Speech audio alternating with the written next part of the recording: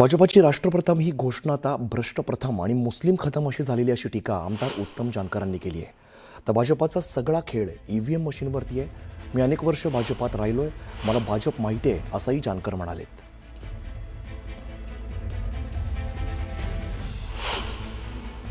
गोपीनाथ मुंडेंचा काळ होता, त्यावेळेची त्यांची घोषणा होती राष्ट्रप्रथम. आता भ्रष्टप्रथम, मुस्लिम खतम. या राज्यामध्ये मुस्लिम असताच कामा नये, या देशामध्ये मुस्लिम राहता कामा नये. ही भूमिका घेऊन हे सरकार स्वतः लढतंय आणि इथं मात्र त्यांनी मशीन लावली. मी काल दिवसभर सकाळी 10 वाजल्यापासून संध्याकाळी 6 वाजेपर्यंत ती मशीन उलटी पालती करून बघितलेली आहे.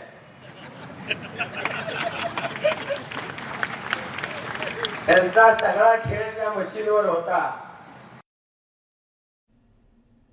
बुलेटिनमध्ये आता घेऊया बातम्यांचा वेगवान आढावा. लातूरच्या औसा नगर परिषदेत सत्ताधारी भाजप विरुद्ध राष्ट्रवादी काँग्रेस अशी लक्षवेधी लढत होणार आहे.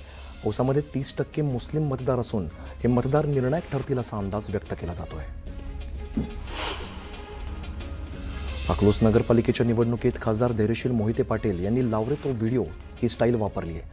आपल्या जेलमध्ये टाकण्याच्या धमक्या दिल्या जात आहेत, मात्र आपण धमक्यांना घाबरत नाही असं सांगत धैर्यशील मोहिते पाटील यांनी थेट भाजपाला इशारा दिला आहे. वाशिमच्या मंगळूरपीर नगर परिषदेच्या निवडणुकीच्या रणांगणात राष्ट्रवादी अजित पवार गटाचे उमेदवार अशोकराव परळीकर हे उभे आहेत. मला नगराध्यक्ष म्हणून निवडून दिल्यास मी शहरातील बेरोजगारीचा प्रश्न निकाली काढून नागरिकांना रस्ते, वीज तसंच स्वच्छ मुबलक पाणी देण्यासाठी सरकारच्या विविध योजना शहरामध्ये आणीन असं आश्वासन त्यांनी दिलं आहे. धाराशिवच्या आलम शहर विकास आघाडीचे उमेदवार संयोगिता गाढवे यांच्या प्रचारासाठी भूम शहरात रॅली काढण्यात आली. तानाजी सावंत यांनी उमेदवारांसाठी शहरात पदयात्रा काढली आणि यावेळेला त्यांनी विरोधकांवरती जोरदार हल्लाबोल केला आहे. विधानसभेला आतून पाठिंबा देण्यासाठी मला राम सातपुतेंनी फडणवीसांसमोर 35 कोटींची ऑफर दिली होती असा गौप्यस्फोट जयसिंह मोहिते पाटलांनी केला आहे. अकलूज नगरपालिका निवडणुकीच्या प्रचारसभेत मोहिते पाटलांनी खुलासा केल्यामुळे राजकीय चर्चांना उधाण आलं आहे. मावळ तालुक्यातील तळेगाव, लोणावळा, वडगाव या नगरपालिकांच्या निवडणुकांसाठी पोलीस प्रशासन सज्ज झालं आहे. जुन्या पुणे-मुंबई महामार्गावरती पोलिसांनी खास चेक नाका उभारलाय. संशयित वाहनांची कसून तपासणी केली जाते. वडगाव नगर परिषद निवडणुकीसाठी EVM मशीन, कंट्रोल युनिट आणि बॅलेट युनिटची आवश्यक तयारी पूर्ण झालेली आहे. मतदान पथकांना EVM हाताळणीचं प्रात्यक्षिक देण्यात आलं आहे आणि यावेळेला निवडणूक निरीक्षक सुनील माळी, निवडणूक निर्णय अधिकारी मनीषा तेलभाते हे उपस्थित होते. सोलापूरच्या पालकमंत्र्यांचं आडनाव गोरे आहे, मात्र धंदे सगळे काळे आहेत असं म्हणत मेहबूब शेख यांनी जयकुमार गोरेंवरती निशाणा साधला आहे. अनगर महाजन यांनी अनेक उमेदवार बिनविरोध केले. दहशत होती म्हणूनच लोक बिनविरोध झाले. इथे दहशत असती तर 3 पॅनल उभे नसते असं म्हणत मेहबूब शेख यांनी विरोधकांवरती निशाणा साधला आहे. भाजपची राष्ट्रप्रथम ही घोषणा आता भ्रष्टप्रथम आणि मुस्लिम खतम झालेली आहे अशी टीका आमदार उत्तम जानकरांनी केली आहे. भाजपचा सगळा खेळ EVM मशीनवरती आहे. मी अनेक वर्ष भाजपात राहिलोय, मला भाजप माहिती आहे असंही जानकर म्हणाले.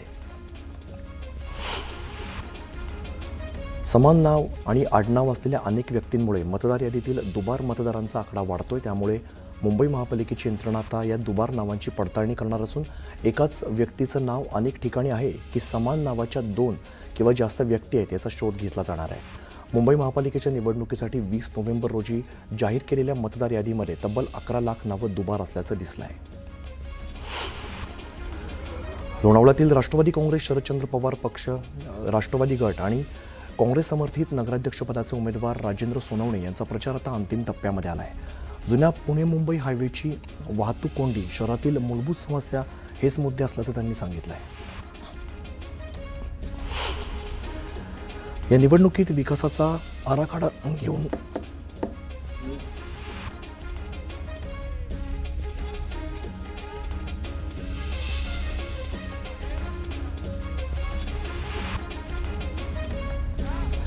या निवडणुकीत विकासाचा आराखडा घेऊन आलोय, कोणावरही टीका टिप्पणी करण्यापेक्षा सकारात्मक भूमिका घेणार असं म्हणत मुख्यमंत्री देवेंद्र फडणवीसांनी मतदारांना साथ घातली आहे. भंडाऱ्याच्या तुमसर या ठिकाणी आयोजित सभेत ते बोलत होते. बीड जिल्ह्यात अजित पवारांनी उमेदवारांचा जोरदार प्रचार केला आहे. बीडमधल्या विविध पतसंस्थांमध्ये 6 ते 7 कोटी अडकले असल्याचं अजित पवारांनी म्हटलं आहे. तर येणारी 5 वर्ष सत्ता देण्याचं आवाहन सुद्धा त्यांनी मतदारांना केलं आहे. धाराशिवच्या परंडा भूम नगरपालिकेच्या निवडणुकीत तानाजी सावंतांकडून जोरदार प्रचार केला जातोय. भूम परंडा नगरपालिका निवडणुकीत तानाजी सावंत संपूर्ण शहरात फिरून प्रचार करतायत. सर्वपक्षीय विरोधक एकत्र असले तरी त्यांना व्हाईट वॉश देणार असल्याचं म्हणत त्यांनी विजयाचा विश्वास व्यक्त केला आहे.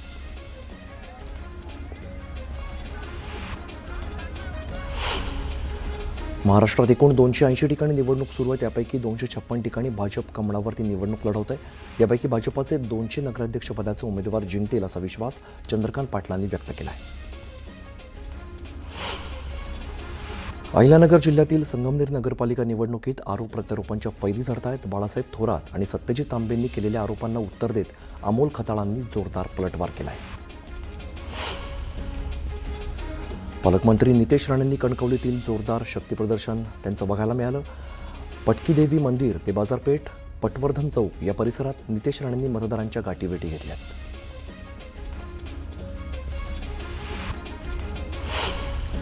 भाजप आमदार मंगेश चव्हाणांनी किशोर पाटलांवरती टीका केली आहे. किशोर पाटलांनी त्यांच्या लोकांच्या विरोधात सभा घेतली. पाचोऱ्यामध्ये नगराध्यक्षपदाच्या उमेदवाराविरोधात सभा घेतल्याचा आरोप मंगेश चव्हाणांनी केला आहे.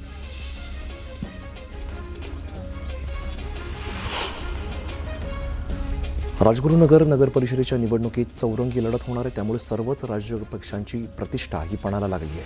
विकासाच्या मुद्द्यावरती जनता आम्हाला संधी देईल असा विश्वास राष्ट्रवादीचे उमेदवार किरण आहेर यांनी केला आहे. निवडणूक आल्यावरती एकही रुपयाचा भ्रष्टाचार करणार नाही असं थेट प्रतिज्ञापत्रातच लिहून जयसिंगपूरमध्ये सुदर्शन कदम निवडणुकीच्या रिंगणामध्ये उतरलेत. भ्रष्टाचाराची कीड संपवण्यासाठी निवडणूक लढत असल्याचं त्यांनी स्पष्ट केलं आहे.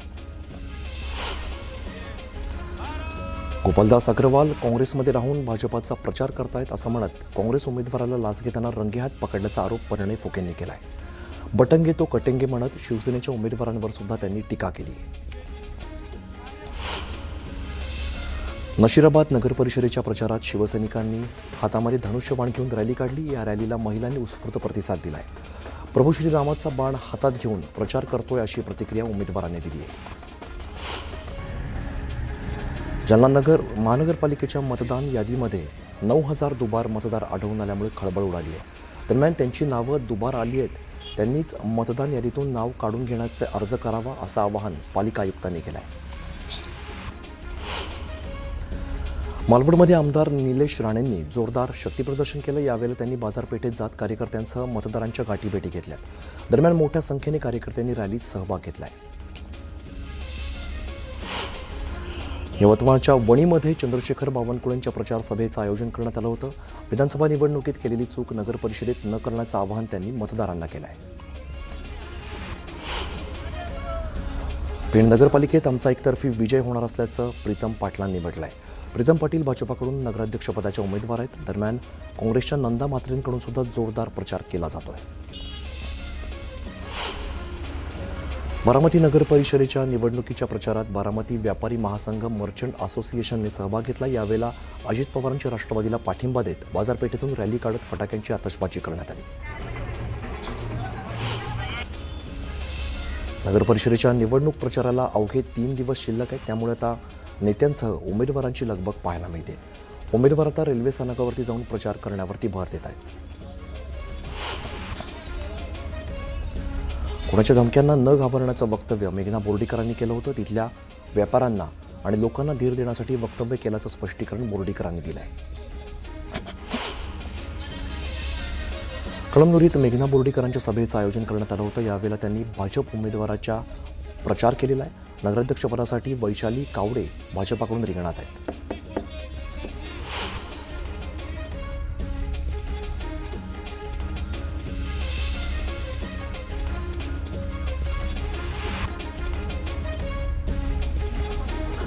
राज्यातील सत्ताधाऱ्यांनी लोकशाहीची हत्या केल्याचा आरोप अनिल देशमुखांनी केला आहे. तर या निवडणुकीपासून व्यवस्थेत बदल करायचा असल्याचंही ते म्हणाले.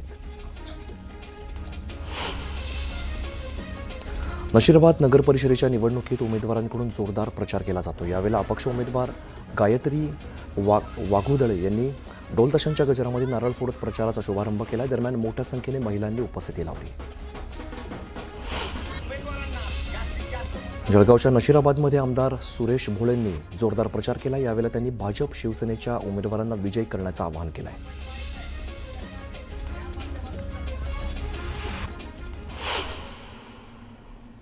आणि एक महत्त्वाची बातमी समोर येते ती म्हणजे काल परवा अध्यक्ष झालेल्यांनी युतीवरती बोलू नये असं म्हणत मंत्री शंभूराज देसाईंनी भाजप प्रदेशाध्यक्ष रवींद्र चव्हाण यांना टोला लगावला आहे. भाजप शिवसेनेची युती ही आत्ताची नसून बाळासाहेब ठाकरे आणि अटल बिहारी वाजपेयी यांचे गेल्या 30 ते 35 वर्षांपासून केलेली युती असल्याचं ते म्हणालेत. त्यामुळे काल परवा पक्षाचं अध्यक्षपद सांभाळलेल्यांनी युतीवरती बोलू नये असा खोचक टोला चव्हाणांना लगावला आहे.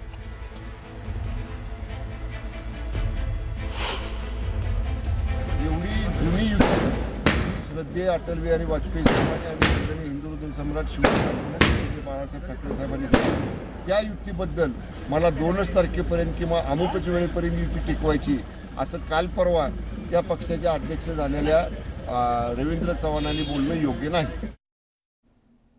आता बघूया उर्वरित वेगवान घडामोडी. मालमत्ता कर थकबाकीदारांविरोधात नवी मुंबई पालिकेने विशेष मोहीम सुरू केली आहे. 645 थकबाकीदारांना 1 आठवड्याची आणि 218 थकबाकीदारांना 48 तासांची जप्तीपूर्व नोटीस देण्यात आली.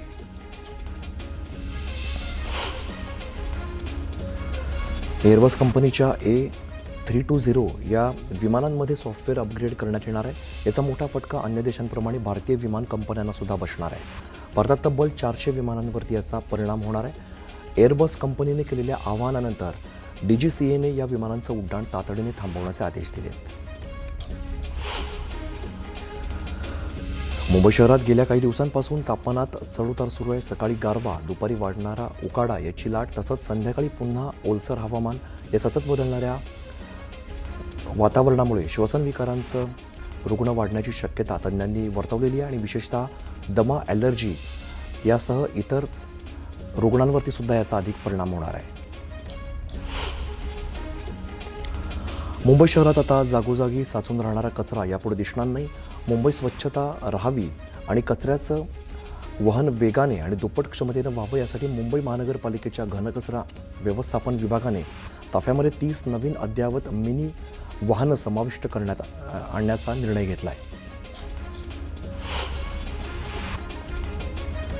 सोने चांदीच्या भावामध्ये सलग 5व्या दिवशी भाववाढ होऊन चांदीच्या भावामध्ये 7,700 रुपयांची वाढ झालेली आहे. चांदी 1,47,000 रुपयांवरती पोहोचलेली आहे. तर सोन्याच्या भावात सुद्धा 1,400 रुपयांची वाढ होऊन 1,28,200 रुपयांवरती पोहोचला आहे.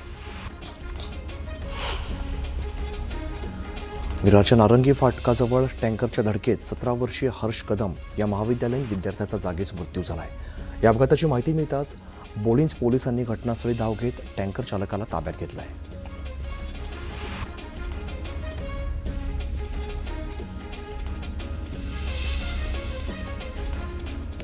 पंजाब नॅशनल बँक फसवणूक प्रकरणातील मुख्य आरोपी आणि फरार हिरे व्यापारी मेहुल चोक्सीला विशेष न्यायालयाने दिलासा देण्याचा नकार दिलेला आहे. आर्थिक फरारी गुन्हेगार घोषित करण्याची ईडीची कार्यवाही रद्द करण्याची चोक्सीची याचिका विशेष न्यायालयानं फेटाळली आहे. यंदा एप्रिलमध्ये बेल्जियममध्ये झालेल्या अटकेनंतर चोक्सीने विशेष PMLA न्यायालयात हा अर्ज केला होता. बदलापूरची प्रचारसभा उपमुख्यमंत्री एकनाथ शिंदे यांची डायलॉगबाजीनं गाजली आहे. बदलापूर में शिवसेना को हराना मुश्किल नहीं नामुमकिन है असं शिंदेंनी म्हटलंय. काही लोक मला म्हणतात तुम्ही झोपता कधी उठता कधी. मी त्यांना सांगतो मी झोपण्यासाठी आलो नाही तर मी झोप उडवण्यासाठी आलोय असा टोला त्यांनी विरोधकांना लगावलाय. वाशिमच्या मंगळूरपीर नगर परिषदेच्या अध्यक्षपदासाठी भाजपाचे डॉक्टर दिलीप रत्नपारखी निवडणूक लढवत आहेत. हे मंगळूरपीर शहरातील नागरिकांना चांगल्या आरोग्य सुविधा देण्यासह इतरही समस्या मार्गी लावण्यासाठी मी नगराध्यक्षपदासाठी निवडणूक मैदानात उतरल्याचं त्यांनी सांगितलं आहे. बदलापूर पश्चिमेच्या समर्थनगर रमेशवाडी भागामध्ये शिवसेना शिंदे गटाचे पदाधिकारी शेरसिंग यांना मारहाण करण्यात आली आहे. भाजप उमेदवार किरण बावस्कर आणि प्रणिता कुलकर्णी यांच्या कार्यकर्त्यांनी बेदम मारहाण केल्याचा आरोप करण्यात आला आहे. डोंबिवली मनसेला मोठा धक्का बसलाय. मनसे जिल्हाध्यक्ष माजी विरोधी पक्षनेते प्रकाश भोईर, माजी नगरसेविका सरोज भोईर आणि पदाधिकारी आज भाजपात प्रवेश करणार आहेत. नशिराबाद नगरपरिषद निवडणुकीची रणधुमाळी चांगलीच वाढलेली आहे. गेल्या काही दिवसात थंडीचा कडाका वाढलाय आणि अशामध्येच शेकोट्यांच्या भोवती राजकारणाची चर्चा रंगताना दिसते. शेकोटीभोवती बसलेल्या गावकऱ्यांच्या गप्पांना निवडणुकीची छाप स्पष्टपणे जाणवते. उमेदवारांची चाल, पक्षांची रणनीती, कॉर्नर सभा आणि गाव विकासाचे मुद्दे यावरती चर्चा रंगत आहेत. संभाजीनगर चिकलठाणा औद्योगिक वसाहतीलगत ब्रिजवाडीतील कोट्यवधी रुपयांच्या 54 एकर गायरान जमिनीचे बनावट कागदपत्र तयार करून परस्पर विकण्याचा डाव उघडकीस आला आहे. महसूल मंत्री, विभागीय आयुक्तांसह जिल्हाधिकाऱ्यांच्या खोट्या सह्या, शिक्के, लेटरहेड करून हा घोटाळा केला जात होता. मात्र गेवराईच्या नायब तहसीलदारांनी वेळीच स्थानिक प्रशासनालाही कागदपत्र पाठवल्यामुळे हा धक्कादायक प्रकार समोर आला आहे. छत्रपती संभाजीनगर शहरात खळबळ उडवून देणाऱ्या बनावट IAS अधिकारी कल्पना भागवत या प्रकरणामध्ये अत्यंत गंभीर आणि नवीन खुलासे समोर आलेत. कल्पनाच्या प्रियकराच्या पाकिस्तानातील भावाला भारतात प्रवेश मिळवून देण्याचा प्रयत्न सुरू असल्याची बाब पोलिसांच्या तपासात उघड झाली.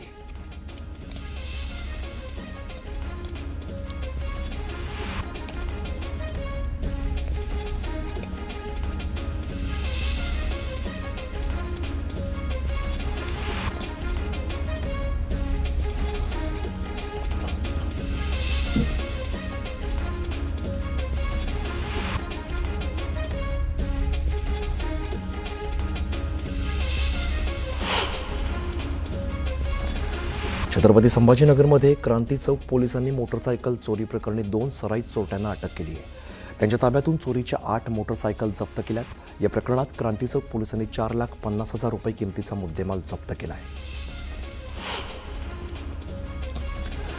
नवी मुंबई शहरातील वाहतूक कोंडी सोडवण्यासाठी पोलिसांच्या मदतीने ट्रॅफिक वॉर्डनची नियुक्ती करण्याचा निर्णय महानगरपालिका प्रशासनानं घेतला आहे. 100 कर्मचारी नियुक्त केले जाणार असून त्यासाठी वर्षाला 4,14,00,000 रुपये खर्च होणार आहे. वाहतूक पोलिसांच्या मार्गदर्शनाखाली कर्मचारी काम करतील. रब्बी हंगामातील पीक विम्याकडे शेतकऱ्यांनी पाठ फिरवली आहे. 28 नोव्हेंबरपर्यंत केवळ 3,26,168 शेतकऱ्यांनी 2,06,995 हेक्टर क्षेत्राचा विमा उतरवला आहे. गेल्या वर्षीच्या सुमारे 55 लाख शेतकऱ्यांनी हा विमा उतरवलेला होता. नवी मुंबई आंतरराष्ट्रीय विमानतळावरती प्रवास करणाऱ्या प्रवाशांसाठी आनंदाची बातमी आहे. एअर इंडिया एक्सप्रेस कंपनीने नुकतीच या संदर्भातली मोठी घोषणा केली आहे. बंगळुरू आणि दिल्लीसाठी उड्डाणं सुरू करणार असल्याची अधिकृत घोषणा एअर इंडिया एक्सप्रेसनं केली आहे.